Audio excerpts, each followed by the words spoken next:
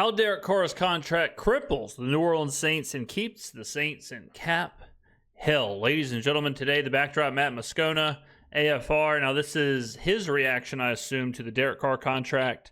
I'm filming this on the 11th of March, so it's been a couple days since then. We've already done a few videos on it, so you know my take on the whole thing. But I want to use this as a vehicle to talk about the Saints and the cap and whatnot moving forward. Now this is 17 minutes long, so we'll see how it plays out. But let's let the Skrmetta get after it, and we will react like only I can do. The thing that we all knew was going to happen happened, and reports came that the Saints are, in fact, going to restructure Derek Carr's contract. If you're not familiar with how that works, they effectively take salary, convert it to a signing bonus, so it lowers the cap hit this year, but that signing bonus money gets spread out into future years of the contract, so you just take the cap hit in future years instead of this year. Yeah. So in restructuring Derek Carr's contract, it saved the Saints almost $31 million. So, yeah, I mean, we knew this was going to happen when the Saints were, whatever it was, 50-something million dollars over the cap, and they had to be compliant. We knew then that cutting him wasn't possible because you wouldn't receive the savings, the $30 million in savings you wouldn't receive in time. So we knew at that point, okay, well, they have to restructure him or trade him, and they ended up restructuring him, which then allowed basically all of the relief we needed, plus I think McCoy restructured, Davis restructured, and there was another one that happened that basically just those 3 or 4 players, not even counting Chase Young, not even counting all that got us cap compliant. So when that happened, you know, we understood exactly what was going to take place. Like we've said for weeks, it was strictly a book balancing transaction. A hair under $31 million immediately. Yeah. So it puts you in a much better spot financially to where all that money you were over the cap, well, now you're in better standing, but the downside is it kicks money into future years. And again, we all sort of anticipated this was going to happen, especially with the comments Mickey Loomis made at the Combine. Okay, let me explain the kicking the can down the road, because I keep saying this in comments, but I'm going to say it right, like in vocal form to help everyone understand what I mean by that. When I say kicking the can is not inherently bad, it's not. Like the idea itself of kicking the can and deferring payments until future years, that is, no doubt about it, the better way to do things. If you can, and not even just in football, if you can do that in real life, do it in real life. If your bank says, hey, you don't have to pay this, no interest, whatever, you can just kind of move the payments down the road. If it's better for you down the road, if you expect more cash or more capital down the road, do that. Like, the NFL is simultaneously the bank and the creditor, okay? They are telling teams, you will have more money in the future because the cap keeps increasing because of the TV deals and all that stuff. So teams know that they will have more money in the future, all right? So let's say in the Saints situation, let's take Derek Carr's contract and let's just break it down. If the Saints want to eat the contract, let's say they want to do a post-June 1 cut, all right? And they're minus $40 million in the cap this year. They obviously can't, right? They don't have the money to take the hit. Well, let's say next year they're $40 million under the cap. They're plus $40 million. And then let's say the following year they're plus $200 million. Well, it makes much more sense to defer the hits to where you can take the hits when you have more money available to take said hits. All right, that is the entire philosophy behind kicking the can. Okay? So in Carr's specific situation, all they're doing is they're taking that money and they're splitting it up next year when they have more cap next year. We already know the Saints are, whatever it is, $35-40 million under the cap next year as of right now. So they're just going to take the $30 million, they're going to take the post-June 1st hit next year when they have way more money. That's all this is. It's not investing in Carr for the future. It's not extending him into 2030 or whatever. It's taking your medicine when you can afford to take the hit. That's it. Very chill situation. Now, you could say, well, I don't want Derek Carr on the team. That's a different conversation. Different conversation for how players are evaluated and the contracts given and players that are signed and all that stuff. But that is the reason for why this is set up the way that it's been restructured. That they were planning to move forward with Derek Carr and they thought they could win with him. Well, on Monday, Kellen Moore and the new Saints staff had media availability. It was informal, but all the Saints media was invited to come and meet the entire coaching staff. And Kellen Moore, this was courtesy of our buddy Sean Fazand. Kellen Moore effectively said that this was going to be the plan whenever he became the Saints coach. All right, we're going to skip this. So we've talked about this. No, obviously, right? Kellen Moore is not going to say, yeah, I wish we would have cut him, or yeah, thought we were going to trade him. He's the quarterback, right? So Kellen Moore's going to have a little bit of lip service, and I'm sure Kellen Moore would have rather had Carr anyways. He's a veteran. He's serviceable. 10 days before the Seahawks traded Geno, Kubiak said that he was a big reason why he chose Seattle was because of Geno Smith. The GM came out and said they love having Geno, traded him 10 days later. So take all that with a grain of salt. We are going to skip it, though, because we've already covered it. I believe sometimes you tell half-truths. Yeah. And if you believe Catherine Terrell's reporting from this weekend, and I do, Derek Carr was open to hitting the market. Yeah. But for New Orleans, covered that as well. There wasn't a situation where that made sense because of the contract. Yeah, of course. In that situation, yeah, because if he does, it would be the same thing as the Russell Wilson, where you're paying Derek Carr regardless. If you trade him, you're going to end up having to eat some of the contract. Of course, if they're going to pay him, they would rather just have him on the field unless there was a better option. So that's why the trade doesn't work. If you had let Derek Carr walk, you would have eaten a massive dead cap number this year. And you would have still had to restructure to get under the cap. You would have still had to do a ton of work to get cap compliant. You would have not been able to get the cap relief you needed. Yeah. So even if you wanted to let Derek Carr go test the market, financially it wasn't prudent to do it. So why did Derek Carr agree to a restructure? He didn't. The way that his contract was drawn, the Saints had a team right to exercise. So this is something else we talked about with Carr's contract last year. And these last 2 years, this is built in to where the team has a right or an out, however you want to phrase it. They have one this year and next year. So that's why next year, Carr will be either, barring a career year, Carr will probably be a post-June 1st designated cut next year, just like we've seen play out with Derek's last year and with the Raiders. That's what we're setting up for next year. A contract restructure, which they took. Right. They did it without Derek Carr having to approve it. Yeah, whenever you see teams like the Saints do this, when you can see it in the contract. Like Derek Carr was due like 60-something million. It was like a $60-something million hit or whatever next year. I think it's what it is. That's obviously going to get restructured. Alvin Kamara's last year of his contract was $20 million base salary, $0 guaranteed. It doesn't take an astrophysicist to realize that that's not a real year, and that is going to be restructured.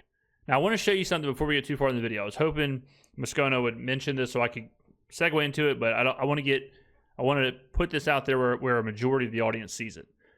Did you know, as of right now, let me refresh this.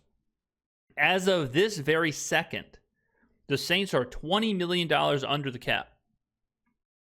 And they are $37 million under the cap in 2026.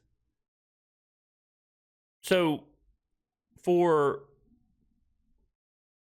first time in a long time, and this was on Reddit, I tweeted out about this, for the first time in a long time, the Saints are under the cap in the current year and under the cap in the next year.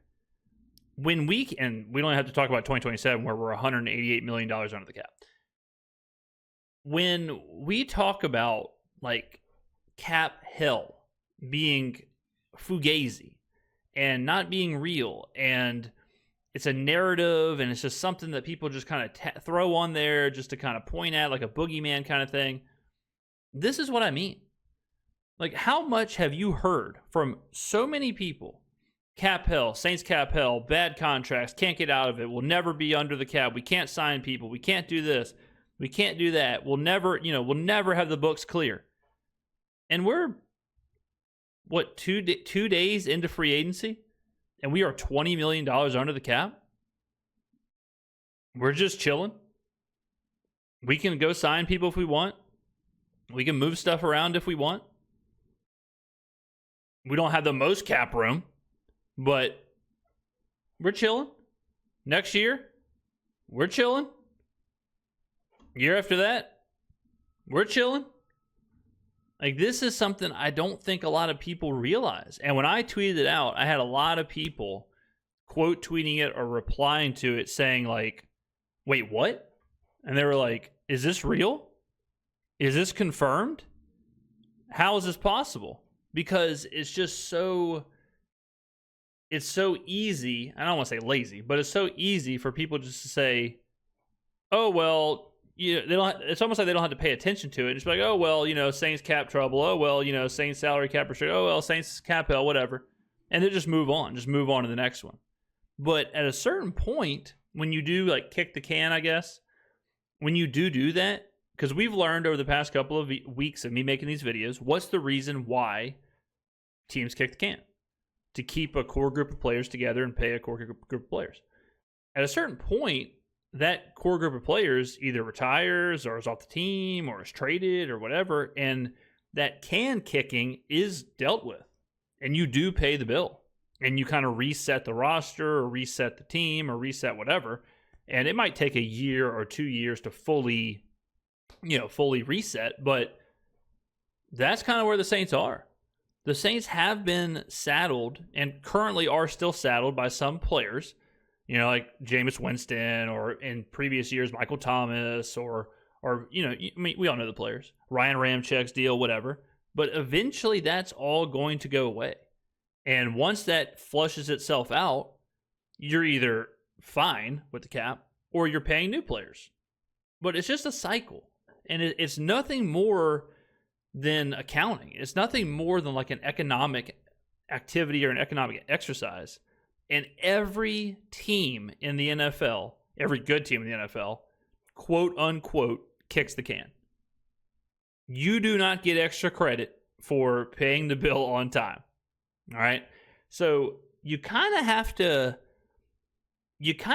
reshape how you view some of this and how you view the cap and how you view contracts and all that. It's easy to say, like, the salary cap doesn't matter. It's easy to say, like, it's all monopoly money.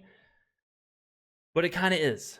So keep that in mind when we're talking about these contracts and when we're talking about this whole thing. So I promise, I'm not going to sit here and yell. I promise. I'm going to keep my calm. Okay. Y'all have heard me yell enough. You know how I feel about it. Yeah. But every time I've talked about Derek Carr, there's been one consistent bit of pushback I get. Now, I think overwhelmingly you all agree with me. Overwhelmingly. Like, if I had to guess, just guess, from the tweets and the texts and the DMs and all the feedback I get from you, I would guess 80, 85% of you agree with me. 80, 85% of Saints fans are fed up with Derek Carr. They hate the contract. They're tired of Mickey Loomis. They want to move on. They want to move on to what's next. But there's still that lingering, like, 15% of you. The consistent thing I hear from you is, why can't you see Derek Carr isn't the Saints' biggest problem? Okay. I have, not now, nor ever have I said that Derek Carr is the Saints' biggest problem. What I have said consistently, and the great thing about the internet, every damn thing is recorded. Y'all can go check my facts. True. Anybody find any video of me saying Derek Carr is the Saints' biggest problem? I'll eat my words. I'll apologize. But I know what I've said because I've said the same thing for more than 2 years now. What I have said is that Derek Carr has a lower ceiling but a higher floor. He's a starting caliber quarterback in the NFL. He's just a lower mid-tier, upper bottom tier starting quarterback in the NFL. Correct. He's not your biggest problem. You got bigger Correct. issues on your team. I've even said Derek Carr is the best quarterback option you have. All true. You want to win now, he is the best option you have to win. However, with a lower ceiling, he's never going to get you to win at the highest level, especially when you can't build a roster around him. And therein lies the rub, my friends. It's not that Derek Carr is your biggest problem. It's that Derek Carr's contract, relative to his value, is your biggest problem. Yeah, I don't really agree with that either. I mean, I think Derek Carr is getting paid pretty close to his actual value. Like, I think Derek Carr is a lower mid-tier quarterback who's getting paid lower-ish, mid-tier-ish money. He's like but I also, here's another like universal truth that you got to believe. The Saints are not a win now team. And I don't think they even think they are a win now team. They think they can compete. They think some of the players on the roster are good. They think all that, but I don't think the Saints are all in to win a Super Bowl. They're seeing out contracts and stuff from a window when they were competing. They absolutely believed the last couple of years with Breeze, absolutely believed they were competing because they were competing. So then you saw the contracts that we're still paying for it as of last year, and some of those players are still on the roster right now. So really what the Saints are dealing with is the aftermath of a huge window where they were all in all the time. And the last couple of years, we are dealing with the aftermath of that. Now, it's not all like perfectly the same. It's not like every year, you can deal with all the same issues. Every year, it's all just, it's not like a wave, right? Where like it's just all the same going to the shore. Because all of a sudden, like Ryan Ramczyk, boom, all of a sudden he has to retire. It's like, whoop, didn't see that coming. Now we got to deal with this. Like we thought we were going to be pushing this deal off. We thought we were going to be restructuring for a couple more years. We thought we had 5-6 years to deal with this. Now we've got 2 years to deal with this. Michael Thomas, I don't think for a second they believed when they gave him the deal that he'd be off the team a few years later, right? They're thinking we've got years to deal with this. We can restructure this, whatever. Those things happen, and it is what it is. It happens to every team in the NFL. You deal with injuries. You deal with players drop off. You deal with whatever. And that's what the Saints, that's where they're at. I just don't think, but to say that they're making moves right now because they think they can win now, I think that's disingenuous too. You don't trade Marshawn Lattimore. You don't do some of the stuff they've done if you think you are winning now. Now, the Saints are always going to try and remain competitive, sure, which is, I think every team should. Like, if I'm a fan of a team, I would never, ever want my team to just say, you know what, we're punting, F it, we're getting rid of everybody, we're going to suck for a while, hope we come back. I would always want the floor to be 6 wins, 7 wins, 8 wins, whatever. And then you bounce up. And then if you're in a bad situation or whatever, you drop back down to 7-ish wins, something like that. That's what I would want. I would never want to be a team that you're the Titans, where you're a 2-win team, 3-win team, 3-win team, 3-win team, 4-win team, 2-win team, and you're just in this cycle of suck. You know what I mean? So I do think it's relatively unfair to say that the Saints are like actively trying to, or they think they can win a Super Bowl. I don't think that's the case. Let's look at this now. With this contract restructure, yeah, the New Orleans Saints have lowered Derek Carr's cap hit in 2025 to $20 million. Yes. His dead cap number this year is $78 million. So he's going to be your quarterback this year, period. If you got rid of him at any point now, $78 million against the cap. That ain't going to happen. All right? So he's going to be your quarterback. There's a weird scenario that could unfold where you trade him post June 1, which lets you take a lower dead number this year, but I don't think that's going to happen. It would take a wild scenario, but cross that bridge if you get there. I'd give that a 5% likelihood. Probably less. Okay. Now, next year, because of this restructure, Derek Carr's cap number next year is $69 million. Right. That's what it'll cost the New Orleans Saints in 2026 if Derek Carr's on the roster. Okay, well, what's the big deal, Matt? Let him go next year. Okay. Let him go next year. Let him go next year, and the dead cap number next year is $59.6 million. It will cost you $60 million for Derek Carr not to be on your roster next year.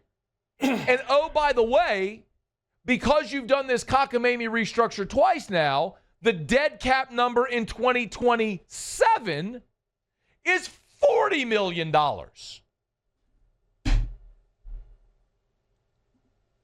Derek Carr at $20 million counts for 7% of your cap.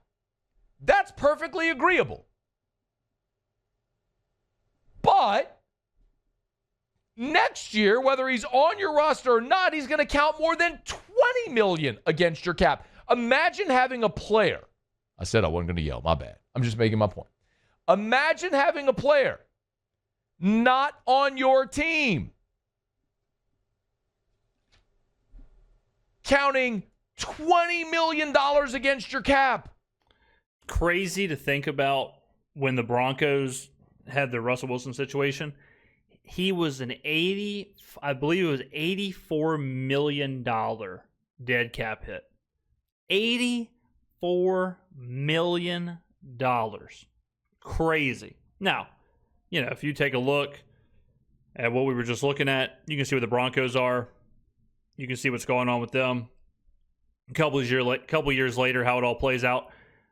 And this is what I mean by that. Like, these teams are not surprised by all this happening. Like, these teams aren't like, wait, what? $60 million dead cap? Wait, what? $84 million dead cap? We can't pay the bills. We got to shut down. We can't do it. We can't play our games. It gets factored in. It gets smoothed over. It gets moved around. And then people forget it ever happened. That's how it plays. It's frustrating, I think, because the cap, draft picks, contracts, all of that is very frustrating because it changes so quickly and it can be so manipulated that it's hard to get a grip on it. It's hard to understand it. And, even with coaches and players where, a guy can sign a $250 million 5-year extension and 9 months later be released. It's like, well, how's that possible? A coach can sign a 10-year deal with worth $100-something million in team equity and then a year later be fired. How? How is someone supposed to monitor all this? It's difficult, for sure. It's difficult. My advice is always just not to get too wrapped up in that. It's not to get too wrapped up in the details because you're a restructure away, you're all this stuff away from it really just not even mattering. And which isn't to say you can just sign everybody to $1 billion deals and then restructure it away, but in the grand scheme of things, it tends to work itself out. That's the problem. You don't have enough cap space to go build a roster around Derek Carr. I think that also is kind of like a misnomer. The idea that you have to build these teams through free agency. Very rarely are there big name, great available free agents that you want to spend money on. And a really poor way of team building and roster building is for a team to just spend all of this money in free agency and try and piecemeal and Frankenstein a team together to be good. That's not really the way to do it. That's not really how teams are successful. The way you should use free agency is to supplement what you've built through the draft and what you've built through, like a homegrown type situation. It's not, you don't want like $150 million in cap space to go sign 10 free agents to make up your team. That's a guaranteed way to be in some like horrific cap problems and horrific like volatility as far as up and down stuff. That's not really how teams do it. But I think it's a popular belief to think every year in free agency you're supposed to just dump and you're supposed to just spend like all of this money and basically rebuild an entirely new team. But when you look back, it's like, well, that actually really doesn't happen. That rarely is even an option. To allow him to compete. If you took Derek Carr, what's the best roster in the NFL? The Eagles, can we agree? Let's just say the Eagles are the best roster in the NFL. If you put Derek Carr on the Eagles roster, that's a playoff team. They're still a playoff team. I don't know that they win a Super Bowl because I don't think he's good enough to do that. But they're still a playoff team. Great roster with Derek Carr. But can Derek Carr elevate a team to make the playoffs and to win in the playoffs? I say absolutely not, because we've got 11 years of a sample size to show you that. Okay, so let's go back. Wouldn't you agree that when Derek Carr was signed and when Mickey Loomis and Dennis Allen and Pete Carmichael agreed to bring on Derek Carr, don't you think at that point the belief was we have a good roster? We are a quarterback away from being competitive. Not winning the Super Bowl, but being competitive. At that time, go back and think about all pros and Demario Davis, Marshawn Lattimore. You think about the Chris Olaves of the world. You think about even Michael Thomas. You think about Alvin Kamara. You think about all these players, and it's like, well, this is a solid group of guys. Like, this is a solid roster. This is a solid team. We are a fringe playoff team right now. We've been kind of up and down since Breeze and Peyton left, but the core roster is still there. If we get a stable quarterback, he may be able to get us to that 10-win division title. We would all agree that's kind of what Derek Carr was. Derek Carr was not this team sucks, go get Derek Carr, and we can build around him, and he can be our franchise guy. I don't think that's what this was whatsoever. And damn it, it almost worked. Where you're 7 wins, you get Derek Carr, all of a sudden now you're a 9-win team. You are a tiebreaker away from winning the division. You are a game away from winning the division. We all know, the Green Bay loss. We all know the Houston loss. We all know some of those games that we blew that year where, damn, you flip that game, you're the division champion. So that is what Derek Carr was to the Saints. He was exactly what Matt's describing. And they paid him that way. You go back and look at how much he was making his first couple of years. Pretty mediocre contract. He was signed as be a just middle of the road good quarterback. Be that. Get us to 10 wins. You do that, you're good to go. That's what he was, and it almost happened. And then last year, obviously, misses 7 games. Injuries happen. But that was the thought. That's it. Very similar to Kirk Cousins in Atlanta, where no one believes that Kirk Cousins was brought in to win a Super Bowl. Kirk Cousins has 0 playoff success.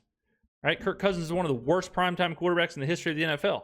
He was brought in because the Falcons believed, look, man, we're getting horrific quarterback play out of Desmond Ridder and Taylor Heineke and whoever else. We've got pieces around. We've got Bijan. We've got Drake London. We've got Kyle Pitts, LOL. We've got these players. Just come be decent. Just come be half decent and get us to a playoffs. Get us to an NFC title. And look what happened. All right? But Derek Carr, Kirk, kind of the same idea. And, it was what it was. So you got to build a roster around him. Well, Derek Carr next year his cap number is going to be $60 million or 70, depending. Press the X highest cap hit by a quarterback in 2024 was Dak Prescott at $60 million. Let's look at 2025. Let's look at this NFL season. All right. So Derek Carr, he took this restructure. So his cap number now has him all the way down at 20. Let's see. He's 16th. His cap number is it gets right about the middle to the bottom of the NFL. 2025, Dak Prescott, $60 million. Joe Burrow, $55 million. Jordan Love, $55 million. Josh Allen, $55 million. This is their cap hit. This is these quarterbacks' cap hits for the 2025 season. Trevor Lawrence, $55 million. Tua, $53.1. Goff, $53 million. Herbert, $52.5. Lamar, $52. Jalen, $51. Kyler Murray, $46.1. The point is, ooh, look at 12 and 13 to Sean and Kirk Cousins. Christ. There's a lot of quarterbacks with a $50 million cap number. But it's Joe Burrow and Lamar Jackson and Josh Allen and Patrick Mahomes. It's the best quarterbacks in the NFL. Yeah, Kyler Murray to you can sink 20% of your cap number into those guys because they're good enough. Yeah, Jordan When Love. you're Derek Carr, you can't. That's the problem. That's what Ladies and gentlemen, do you see the track? Like, do you see it? Do you see the map? Do you see what's happening? Where's my notepad? Derek Carr's being offloaded. We can see that. He is going to be, barring a career and all that stuff, released or however it works out next season. Do you see how that's happening exactly the same time where the Saints are getting cap room and getting younger and offloading older players and offloading and ending some of those old contracts? Do you see how it's all lining up to where when Carr is gone, the team is I don't want to say rebuilding, but the team is rebuilding and the team is getting younger and we're getting new players in and new contracts are being made and the new window and all that stuff is happening. Like, do you see this like cyclical nature? Do you see how it's all playing out? Do you see the rhyme and the reason, the philosophy behind what they are doing? It's obvious. It is so obvious. And it blows my mind that I'm the only person that understands this. They are taking these older players. Who did we just see get restructured? Demario Davis, Derek Carr, Tyrann Mathieu. Taysom Hill's going to get restructured. We just saw all this. Why do you think that's happening? Because they are offloading. They are landing the plane. They are finishing all of that. Do you think it's just serendipity that that's all happening just as the cap is going up, just as we're getting all this, we have all this runway and all this leeway in the cap? No. It's like, it's perfectly clear what's happening. The Saints are just running it back. The Saints are just running the same roster back, and we're offloading all that. Like, we're just building the runway to take our medicine, eat the cap, get rid of the players when we can, whatever, bring in new players, draft new players. Does anyone think it's a coincidence that for the first time in 10 years, the Saints have whatever it is, 8 draft picks? Or I guess 7 now or we had 8 draft picks before we traded one? Do you think this is just a coincidence that this would be the year when that's happening? Or do you think as we are getting younger and as we are shedding contracts, do you think it was factored in that we probably need more draft picks to get younger players on the roster? Again, guys, I'm not saying that this is going to guarantee the Saints a Super Bowl. I'm not saying it's guaranteed that the Saints are going to win 10, 11, 12, 13, 14, 15 games or whatever. But the point is that there is a plan to this. There is a rhyme or reason to this. This is not unexpected. What they do with the money, what they do with the draft picks will undoubtedly be more important than the amount of draft picks or the amount of cap and all that stuff. So that's a different conversation. The different conversation as far as like the actual roster management, the actual players that are drafted and scouted and traded for and whatever else. But like to put it really simply, we got to kind of let go of the cap hell era. We kind of got to let go of this idea that the Saints are in salary cap hell and that it's just a guarantee that we're not going to have any monies and we can't spend and we can't do this and we can't do that and woe is me and that we just can't operate and all the good teams have all the cap space and all the bad teams have no cap space and we're just the worst cap situation in the NFL. We're the worst cap situation in sports. No team is worse than us. No team could possibly win with the little bitty baby amount of monies that we have. Okay? We got to just kind of let that go. That can't be the talking point anymore. I've been yelling about for 2 years. No, Derek Carr is not your biggest problem. It's not the biggest weakness on your team. But when you're paying him like you have, you can't build a team around him. And they're not trying to, like we just said. No, the idea isn't to build the team around Derek. The idea wasn't to build the team around Kirk. The idea is we have a team here. We have players here. Just come be good. Just come be average. Come be mid. Win us a division. Win us 10 games. That's the plan. That's the idea. To elevate him. That's your problem. That's going to continue to be your problem in 2025 and 2026 and 2027 because you continue to cripple your team's ability to build a competent roster around him to be able to compete. That's the problem.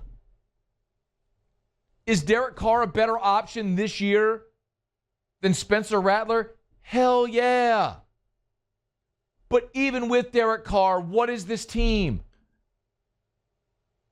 A 7-win team? So what are you doing? What do you mean? Maybe they mess up and win 8.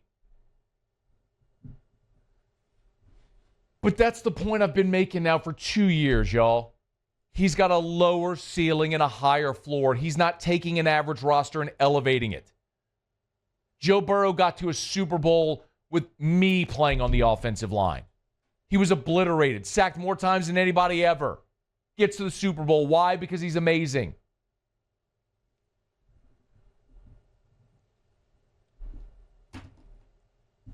This is like the part that blows my mind. This is not about Derek Carr. It's not about the Saints trying to win the Super Bowl, trying to win the NFC. Like, we're obviously retooling, rebuilding, renovating, restructuring. We're obviously doing all that.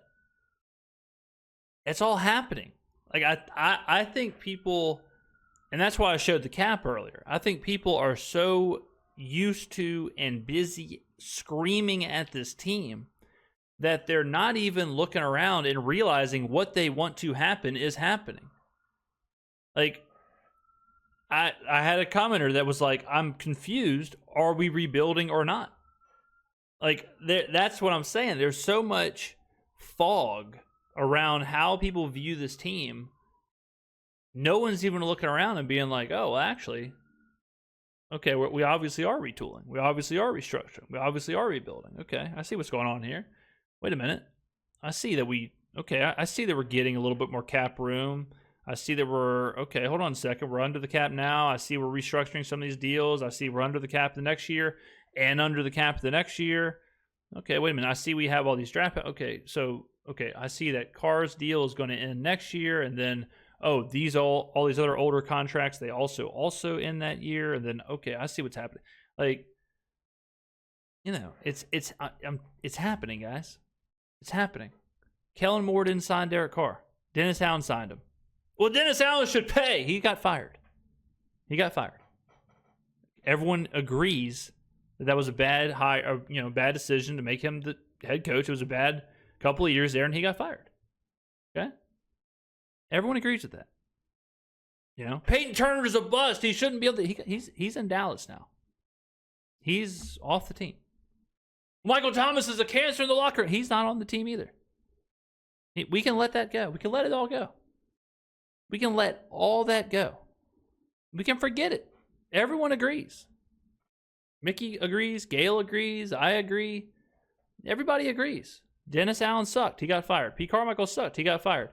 Blank player is a bust. He's released. He's off the team. He got traded. Blank player is a cancer. He's too expensive. He's not on the team either. It's okay. It's okay to just chill, enjoy the process, enjoy the journey, watch the team, look around, enjoy the draft process, see who we take at 9. It's okay. All right? Let's see what we can do here. It's a journey. We'll do this together. Me and you. Me and you. We'll go on this journey together. And we'll see what happens. Are we going to win the Super Bowl next year? No. We're not. Are we building something anew? I think so. Okay? Andy Reid was on something called The Better Angle. Andy Reid, pretty good coach, right? Keeps winning Super Bowls, getting back there, despite the fact that their quarterback is eating up $55 million against the cap, and they paid him a $500 million contract because you had to. Great deal. Okay? That contract is a great example of what teams are doing and kicking the can. So they paid Patrick Mahomes, I think his deal is like 10 years, $500 million. So they're paying him, let's just back on the napkin math this. They're paying him $50 million a year. The Chiefs know that in 5 years, quarterbacks are going to be making $70, $80 million. So they know that Patrick Mahomes making $50 million is one hell of a deal, right? Because they know that the cap will continue to go up and contracts will continue to go up and players will continue to get paid more. They understand that. Now, for Patrick Mahomes, it benefits him because he's making $500 million. He's making $500 million. He signs a giant contract, long-term, security, consistency, whatever. You can give a guy like Patrick Mahomes 10 years because he's Patrick Mahomes. He's probably the second greatest quarterback to ever live already. Okay? So that's their plan with him. Now, could Patrick Mahomes fall off a cliff? Could his play just absolutely be horrible in 2-3 years? Could he get injured? Could all this stuff happen? Yeah. And then what? Then they got a 10-year, $50 million Bobby Bonilla head-ass contract. If you don't know what that is, Bobby Bonilla gets paid July 1st of every year $1 million by, I think it's the Mets. Is it the Mets that pay him? Pretty sure. Because of an insane contract that he signed. Okay? So that, like the Chiefs example, is exactly what teams are trying to do. And you keep seeing guys that are great members of that team leave. I mean, Tyreek Hill. You don't think Patrick Mahomes would love to still have Tyreek Hill hanging around? Kansas City just traded Joe Thuney. Yeah. Joe Thuney is awesome. Has been a pretty good player in his career. Started 146 games, 2-time first-team All-Pro, 2-time second-team All-Pro, 3-time Pro Bowler. He was starting center for the Patriots, won Super Bowls there. Starting center for the Chiefs, won Super Bowls there. Chiefs just traded him to Chicago. Yeah. Andy Reid, explain why. He's like one of my favorite all-time guys that I've coached. He's just a good dude. I mean, just all around a good dude, tough, dirty tough. He's going to do Chicago, just a heck of a job. I mean, he still can play. But the thing you got to do is you got to be able to manage this cap thing, and it's a nightmare that way. You just exactly. If you're not going to push a ton of money forward, then you got to manage the cap and try to keep consistent with this whole winning thing. And that's not an easy thing to manage. And sometimes you have to make these decisions, and it just kicks you right in the butt. They're tough ones. What Andy Reid is describing, you also have to remember like where you're at on the timelines of all these teams. The Chiefs are in the middle of where the Saints were from 2005 to 2019. Okay? Whenever, that's what the Saints were doing. When they were keeping that, whatever Andy said, manage the cap while keeping the winning, That's what the Saints were doing. That's how they were good for 15 years. That's how they were solid. Yeah, they had to let some people like Trey Hendrickson walk. Of course. Like, ate them up, right? Like, yeah, you want to pay everybody. You want to keep everybody. Like, yeah, no doubt about it. But if you want to keep that era of winning or whatever, now the Saints are past that. They're done with that window. So they're paying the bill on that window. A lot of the players, right, meow, are part of this bill that were part of the winning window. All right? Think about all the players.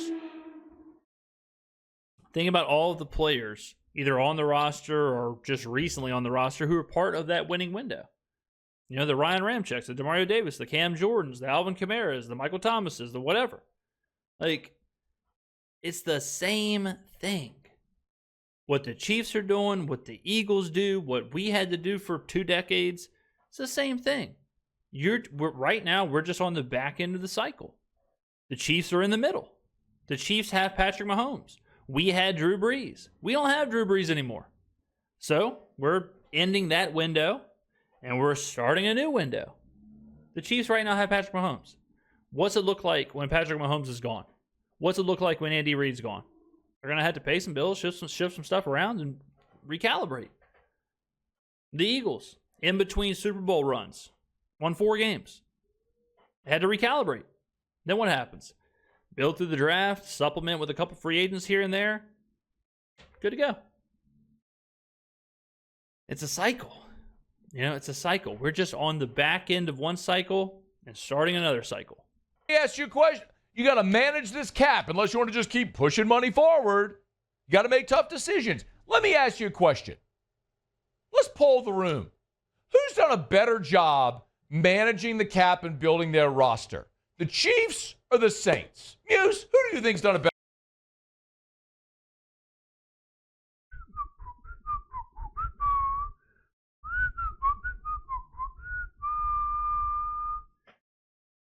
Would anyone say the Chiefs are in cap hell? Have you heard that from anybody? Has anybody said the Chiefs are in cap hell? Have we heard anyone who's like, yeah, man, the Chiefs just absolute cap hell. I can't believe they're $20 million over the cap. How are they going to operate? Does anybody even think about the Chiefs cap? Better job. The Kansas City Chiefs. Ah, hater. Paulie, who do you think's done a better job managing their roster, the Chiefs or the Saints? I'll say the Chiefs. Well, you're going to have to take that fleur-de-lis off the back glass of your truck. What are we talking about?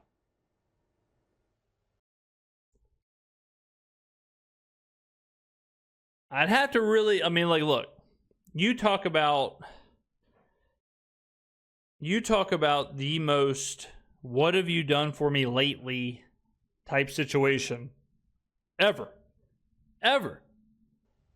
One of the greatest dynasties in the history of the NFL, the head coach is telling you. We just traded away an all-pro center. Why? Because you got to manage the cap. I mean, you could just kick money into the future, but if you really want to manage the cap, you got to make tough decisions. You do. This is the problem. You can't build a roster capable of competing when you keep doing this because too much of your salary is tied up in players that don't play for you anymore or are named Derek Carr and have a low ceiling. If I needed to tie up a quarter of my salary cap into Joe Burrow or Lamar Jackson or Josh Allen or Patrick Mahomes, I'd do it in an instant. And if that meant trading away an all-pro center, you do it because you have to. And you got to be good at scouting and drafting and finding value so you can build your roster around your all-everything quarterback. But when you do a terrible job of managing your cap, like the New Orleans Saints, this is the problem. So I'll say it again to you. For those of you who just don't seem to understand it, comprehend it, or want to hear it. Again, I'm speaking to the minority here. I am not saying Derek Carr is the New Orleans Saints' biggest problem. What I am saying is Derek Carr, his contract relative to his value is your biggest problem. And this is kind of like the crux of the entire thing, is like the belief, and this is my overarching point, is that the belief that the way that the Saints manage the cap is correlated to their current or the last 4 years, I think is wrong. I don't think there's anything wrong or inherently negative about kicking the can, or how the Saints do it, or how the Eagles do it, or how the Chiefs do it. I don't think there's anything wrong with that. Now, what is the Saints' biggest problem? That their players are either aging out or getting worse, or in most cases, both. The problem with the current Saints is that they're at the end of their window. And a lot of the players who were the core foundation and the worthy investments and whatever are either off the team or not playing very well. That's the problem. But that is like a natural part of the game. It just is what it is. And it's a waste of time to focus on this idea of the cap. What you should be focusing on is drafting players, the scouting process, good coach, good systems, good identity, good culture, finding your quarterback, like all that. Will you always have your quarterback? No. Will you always have your coach? No. Will you always have your identity? No. Will you always nail your draft picks? No.